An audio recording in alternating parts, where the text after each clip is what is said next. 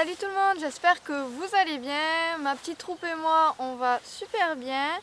Et aujourd'hui, je vais tout simplement vous présenter le mode de vie de mes poneys.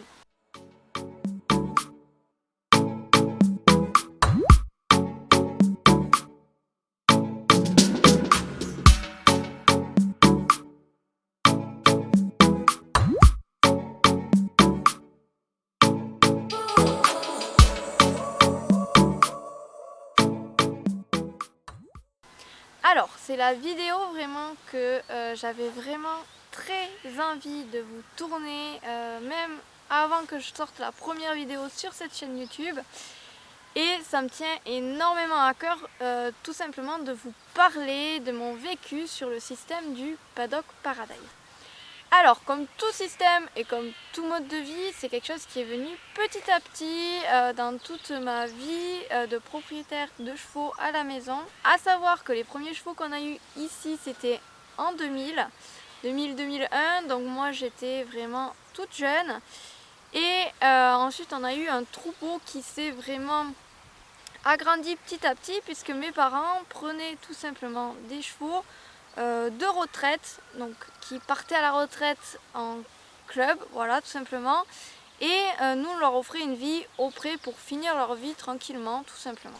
À savoir du coup que sur la structure que j'ai actuellement, je n'ai qu'une petite partie de tout le pré qu'ils avaient, puisque à l'époque ils étaient peut-être sur 20 hectares. Vraiment tout le temps ouvert, ils pouvaient aller n'importe où, etc.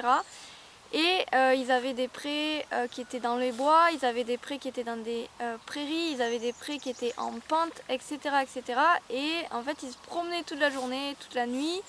Et nous, en fait, on leur mettait un peu de foin le soir, à savoir qu'on n'avait que 8 chevaux, donc c'était déjà énorme pour des particuliers.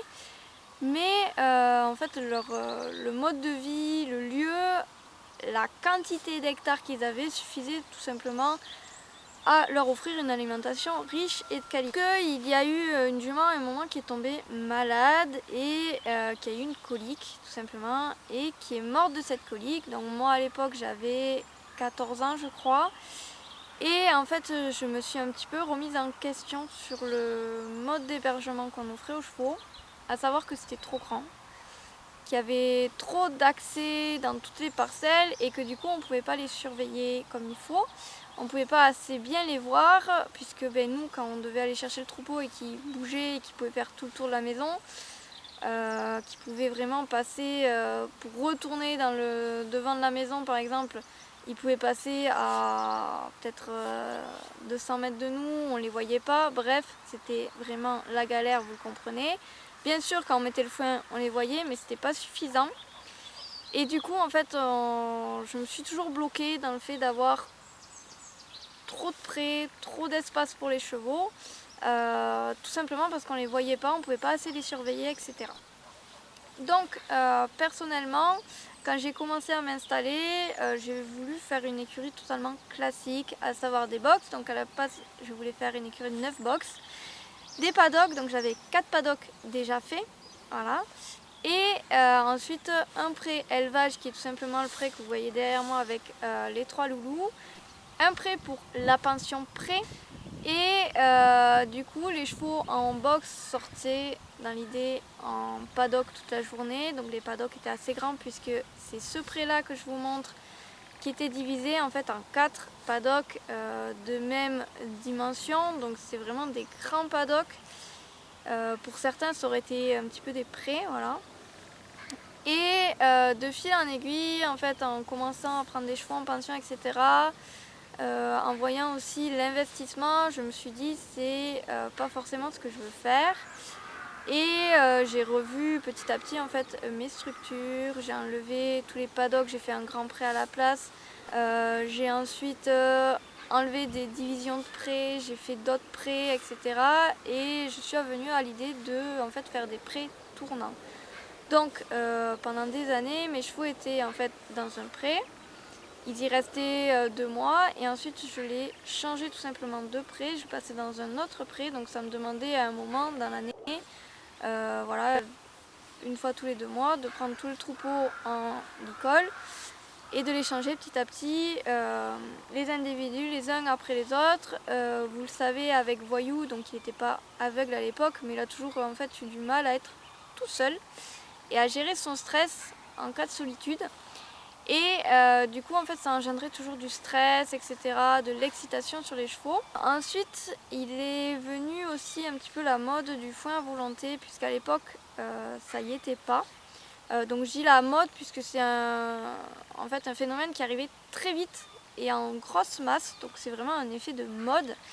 Et voilà, beaucoup de scientifiques disaient qu'il fallait en mettre à volonté, sauf que en fait moi je me suis aperçue que quand j'ai fait le test de mettre des boules à volonté, mon troupeau en fait se restait figé autour de ces boules et ne se déplaçait plus du tout. Voilà, ils allaient juste boire et hop, ils revenaient manger vraiment la boule de foin. Et en fait, ils s'occupaient plus du tout de la parcelle, ils n'allaient plus manger l'herbe, c'était vraiment, ils étaient figés, quoi. Donc j'ai continué en fait à faire ce que je faisais avant, à savoir que je donnais 2 repas de foin par jour, donc le matin et le soir, et ensuite ils avaient vraiment le prêt pour se nourrir, donc ils n'étaient jamais le ventre vide.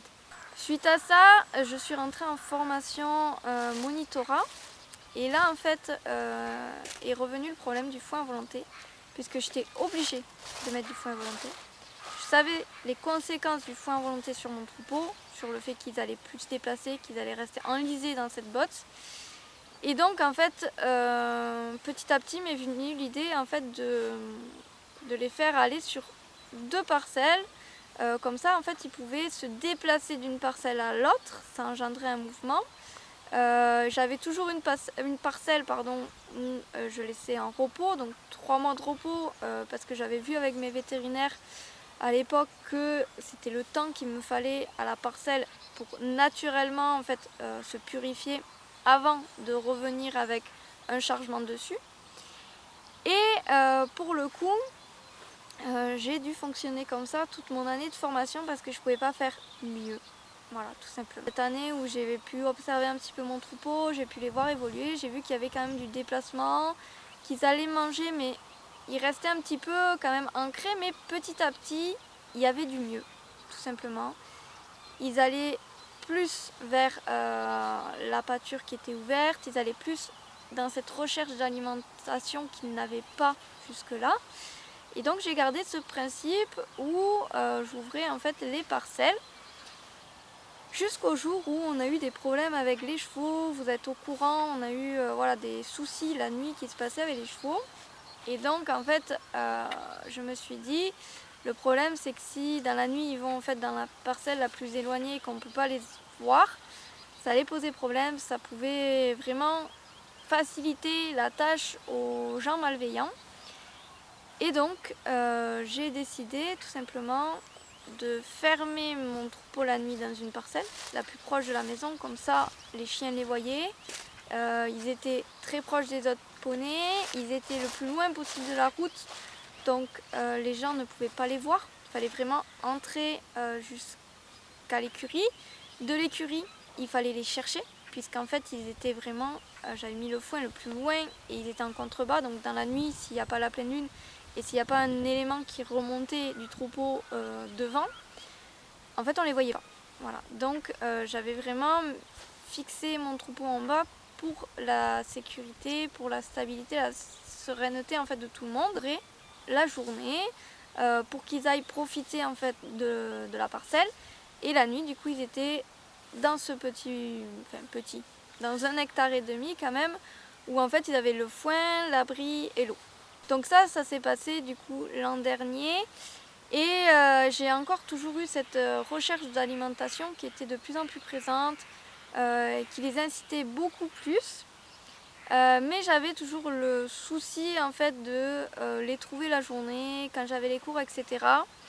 Le fait aussi où j'ai eu quelques coliques, surtout sur des Shetland, quand j'ouvrais les parcelles, quand il y avait le gros, on va dire, de la nourriture, et que si je fermais en fait l'accès, par exemple j'ouvrais que de telle heure à telle heure et pas de telle heure à telle heure, si vous me suivez bien, en fait j'avais des frustrations sur les plus gourmands, et donc c'est quelque chose que je voulais tout simplement et vite. Donc pour ça, j'ai encore optimisé leur mode de vie en incluant en fait des jours où ils restaient vraiment dans la parcelle où tout était fourni.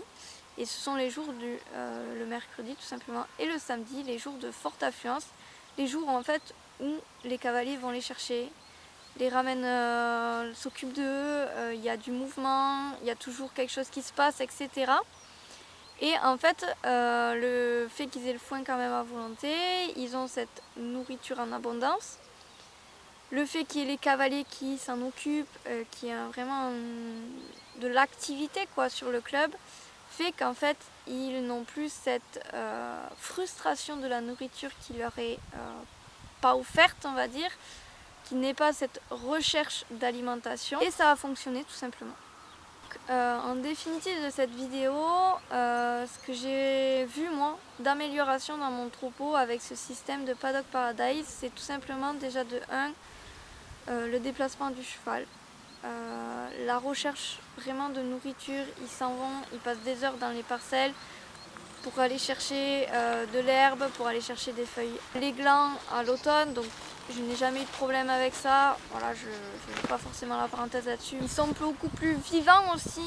J'ai eu des chevaux qui venaient centre équestre, qui étaient toujours fermés, et petit à petit je les ai vus s'ouvrir, s'épanouir dans leur environnement, être acteurs, être vraiment vivants quoi, tout simplement, être de vrais poneys. Et surtout depuis quelques mois maintenant, je vois en fait des horaires, vraiment un rythme de vie qui s'est implanté dans le troupeau, à savoir que c'est vraiment très agréable, ça va se rapprocher vraiment du cheval naturellement quand il est à l'état sauvage. Vraiment, quand je regarde ce que l'association TAC, donc pour ceux qui ne connaissent pas, je vous le mets en barre d'infos, vous pourrez aller voir leur site, avec ce qu'ils partagent sur leurs chevaux, leurs troupeaux de Przewalski. Mais je vois vraiment mon troupeau le faire petit à petit, se mettre là-dedans, et c'est vraiment un pur bonheur de voir ça, tout simplement, de pouvoir offrir ça aussi à mes cavaliers qui viennent, qui voient en fait le cheval à l'état naturel en fait, tout simplement. Le dernier avantage que j'ai vu, c'est tout simplement la condition physique. Voilà, mes chevaux restent dans une forme, ils ne démusclent jamais.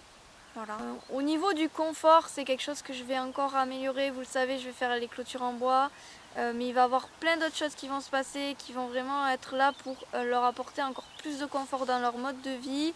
Et je vous emmènerai avec moi tout simplement au travers des vlogs.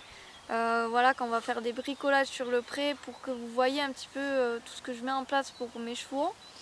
Et si ça peut vous donner des idées, ben, tant mieux. Si vous pouvez me donner aussi des expériences que vous avez sur des structures que vous avez mis, des sols que vous avez mis pour pas qu'il y ait trop de boue, etc. par exemple, ben, je suis preneuse. J'espère en tout cas que cette vidéo vous aura plu, que ça aura permis de vous faire découvrir, pour ceux qui ne connaissent pas, ou vraiment vous donner mon point de vue et ben, mon témoignage tout simplement sur ce mode de vie qui est le Paddock Paradise, et que je vois pas beaucoup développé tout simplement dans le milieu équestre. Et c'est dommage, vu tout ce que moi ça m'a permis de voir, ça m'a permis de faire vivre à mes poneys, vraiment. C'est un mode de vie qui est top. Il leur faut du temps, vraiment, il leur faut du temps pour s'y mettre. Il faut plusieurs années, moi il m'a fallu 3 ans. Ça fait que depuis un mois maintenant que j'ai une ponette. Qui le soir, j'ai plus besoin de les appeler pour les rentrer, puisque j'avais vraiment dressé mes chevaux à rentrer avec un code vocal. Et j'ai une ponette maintenant qui a ce rôle, c'est-à-dire que toute seule, elle a pris cette décision. Elle s'est dit, ben, le soir, je vais les faire rentrer. Je vais inciter le mouvement à rentrer. C'est le moment où elle va appeler. Elle n'aura plus besoin d'appeler. Moi, je vais les faire rentrer. Et depuis un mois, comme je vous dis, c'est elle qui a ce rôle. Je la vois le soir, elle commence à venir. S'il y en a qui n'ont pas trop envie, elle va les chercher. Elle met un petit peu de boost. Elle leur dit, allez hop, hop, hop, on rentre. Elle met du mouvement. Ça les dynamise. Ils rentrent à fond des fois. Des fois, je la vois. Elle marche, elle s'arrête dans le couloir, elle regarde derrière, est-ce qu'il y a quelqu'un encore? Oui, bon, allez, c'est bon, il marche, on peut continuer, voilà. Vraiment, elle se prend ce rôle à cœur, et bah, c'est quelque chose que j'aurais pas pu imaginer il y a quelques mois de ça déjà, il y a quelques années de ça, et franchement, c'est chouette à vivre. En tout cas, j'espère que ça vous a plu et que vous avez trouvé mon témoignage intéressant, que ça pourra vous aider si un jour vous voulez avoir vos chevaux à la maison. Et moi je vous dis à la semaine prochaine pour une nouvelle vidéo. Ciao!